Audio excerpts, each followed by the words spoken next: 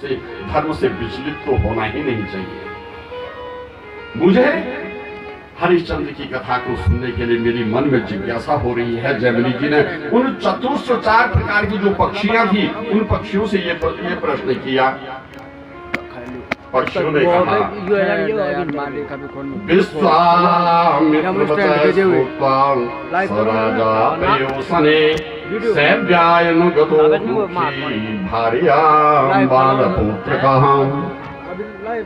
अरे उस बालक को लेकर के, रहतवास को लेकर के और रानी सेव्या को लेकर के जब वो अपने नगर कौशल देश से निकले, उस देश को छोड़ने के लिए आगे बढ़े, तो विश्वामित्र ने कहा अरे इन आभूषणों को कहां ले जा रहे हो? ये आभूषण तो सारे के सारे मेरे हैं। तुमने संकल्प किया है कि नगर की इस देश की जितनी भी वस्तुएं हैं, जितने भी जेवर हैं और जितने भी तुम्हारी वस्तुएं हैं, सब हम पर हमारा अधिकार है, तुम्हारा इस पर कोई अधिकार नहीं है। वही राम के वनवास के समान। तापस बेस विशेष उदासी 14 बरस राम वनवासी। वो तापस भी जो है बड़ा उदासीन होता है। हरिश्चंद्र ने अपने जितने भी मुकुट थे, जेवर थे, आभूषण थे, वस्त्र से उनका त्याग कर दिया और बलकल वस्त्रों को पहन लिया। क्या नाम है उन पक्षियों का? पिंगाक्ष। एक का नाम है पिंगाक्ष, दूसरे का नाम विभूत, तीसरे का नाम सुपुत्र और चौथे का नाम सुमुख। ये 4 पक्षियां हैं और वो विंध्याचल पर्वत की गुफा में रहते हैं। तुम वहां जाकर के उनसे ज्ञान का उपदेश लो, वो तुमको बता देंगे तुम्हारे प्रश्नों का। कौन है ये? द्रोणपुत्र। द्रोणपुत्र हैं। द्रोणपुत्र खगश्रेष्ठा तत्वज्ञ शास्त्र चिंतक। हमेशा उनका समय वहां शास्त्र चिंतन में, पक्षी होते हुए भी शास्त्र चिंतन में उनका समय व्यतीत होता है। तुम वहां जाकर के उन कंदरा में जाकर के उनसे ज्ञान लो और वो तुम्हारी शंकाओं का समाधान कर देंगे। वेद शास्त्र विज्ञाने ये साम्यव्याहता मति बिंद कंदर मध्यस्थ स्थान उपास्य। तुम जाओ, वो वेद शास्त्रों के मर्मज्ञ है और उनके पास जाकर के अपनी सारी शंकाओं को उनसे कहो और वो तुम्हारी शंकाओं को दूर कर देंगे। जैमिनी ने कहा हे भगवान, मेरे को बड़ा आश्चर्य हो रहा है कि वो खग कैसे बन गए, पक्षी कैसे बन गए, उनको इतना बड़ा ज्ञान कैसे हो गया, जबकि तिर्यक योनियों में, पशु पक्षियों में इस प्रकार का ज्ञान असंभव होता है।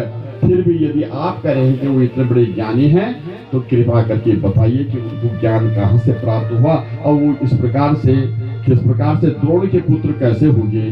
मार्कंडेय ने कहा सुन स्वभयतो भूत्वा यद्रितम नंदने पुरा शक्रस्याप्सरम चैव नारदस्य संगमे।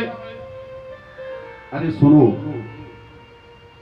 मैं तुम्हारे पास उन पक्षियों के उत्पन्न होने की कथा और उनसे राजर्षे देयतम मम दक्षिणा राजसूय नितम ही स्मरते स्वबचो।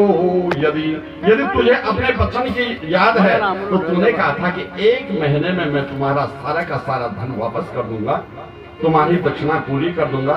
अपने वचनों को स्मरण करो। आज महीने का अंतिम दिन है,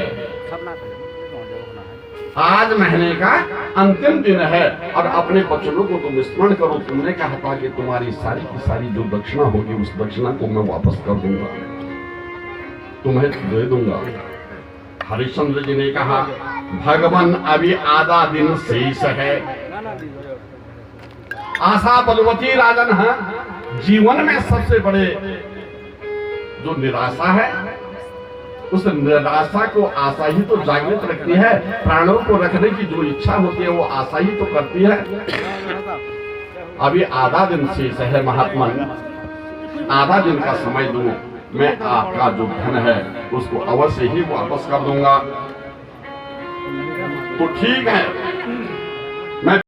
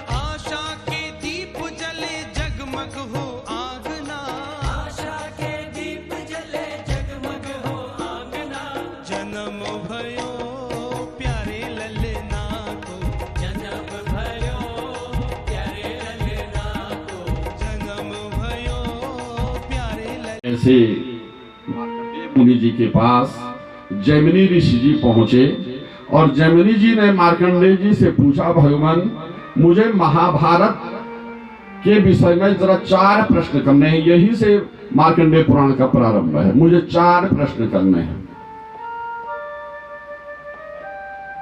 तो ज्ञानी रतः, महाभारत का अर्थ है मां मने ज्ञान, रतः रतः ज्ञान में ही रमण करने वाले ग्रंथ को महाभारत कहा जाता है। मां ज्ञान का द्योतक है और रथ उसमें रमण करने को ही महाभारत कहा गया है। तो जब श्रीमद् भागवत में आपने देखा कि व्यास जी को असंतुष्ट हुए थे, मन बेचैन था महाभारत की रचना के बाद, तो उन्होंने कहा था विष्णु की आराधना करिए। यहां जैमिनी ऋषि ने मार्कंडेय ऋषि से पूछा, हे भगवान भारताख्यानम व्यासेन उक्तम महात्मना पूर्णस्तमले शुभ्रे नाना शास्त्र समुच्चये। भगवान आपने महाभारत की रचना की और उस महाभारत में मुझे कुछ शंकाएं हो रही हैं। त्रिदशानाम यथा विष्णु द्विपदाम ब्रह्मणो यथा, देवताओं में जिस प्रकार सबसे बलिष्ठ विष्णु भगवान जी हैं, त्रिदशानाम यथा विष्णु, देवताओं में सर्वश्रेष्ठ विष्णु भगवान हैं जिस प्रकार से, द्विपदाम ब्रह्मणो यथा, अब 2 पदों में मनुष्यों में जिस प्रकार से सबसे उच्च कोटि का ब्राह्मण माना जाता है, देवताओं में विष्णु को माना जाता है। भूषणाम च सर्वेषाम चूड़ामणि वर, आभूषणों में सबसे श्रेष्ठ चूड़ामणि को कहा गया है। आयुधानाम कुलिश, आयुधों में सबसे श्रेष्ठ वज्र को कहा गया है। और माना तथे सर्वशास्त्राणाम महाभारतमोत्तमम, सारे शास्त्रों में महाभारत को सर्वश्रेष्ठ कहा गया है। इन चीजों में, महाभारत ग्रंथों में महाभारत को सबसे श्रेष्ठ कहा गया है। देवताओं में विष्णु को कहा गया है, ब्राह्मणों द्विजातियों में, मनुष्यों में ब्राह्मण को कहा गया है, आयुधों में वज्र को कहा गया, आभूषणों में चूड़ामणि को कहा गया है। ऐसे ही सर्व शास्त्रों में महाभारत है। फिर भी उस महाभारत के विषय में मुझे कुछ प्रश्न करने हैं। तो वो प्रश्न क्या थे? सबसे पहला प्रश्न है, निर्गुण होने पर भी भगवान कृष्ण ने जन्म क्यों लिया? भगवान तो निर्लिप्त है ना। निर्गुण होने पर भी भगवान कृष्ण